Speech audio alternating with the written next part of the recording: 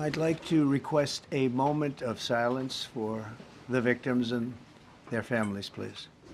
U.S. President Donald Trump struck a somber note on Thursday in the wake of a midair collision at a Washington, D.C. airport that killed 67 people.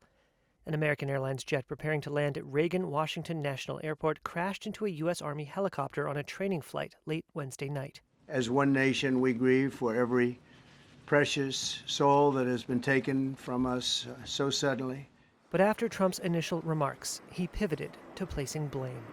We do not know what led to this crash, but we have some very strong opinions and ideas, and I think we'll probably state those opinions now. He went on to imply, without evidence, that federal diversity efforts were at fault and read from a Federal Aviation Administration document from more than a decade ago that said some mental and physical disabilities would not on their own disqualify someone from working in air traffic control. The FAA's website states they include hearing, vision, missing extremities, partial paralysis, complete paralysis, epilepsy. The policy would have been active throughout Trump's first term in office. The initiative is part of the FAA's diversity and inclusion hiring plan, which says diversity is integral to achieving FAA's mission of ensuring safe and efficient travel. I don't think so. I think it's just the opposite.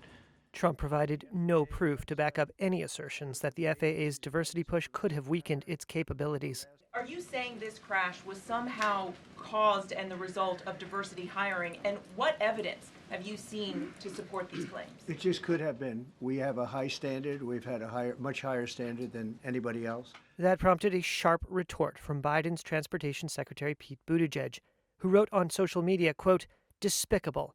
As families grieve, Trump should be leading, not lying." Trump still hasn't named a permanent candidate to head the FAA.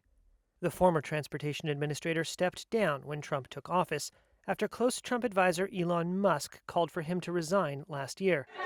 Thank you very much, everybody.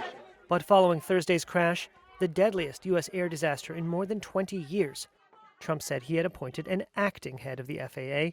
He named Chris Rocheleau, a U.S. Air Force veteran who had worked at the FAA for more than 2 decades. Sources told Reuters that Rocheleau had been at the FAA since last week.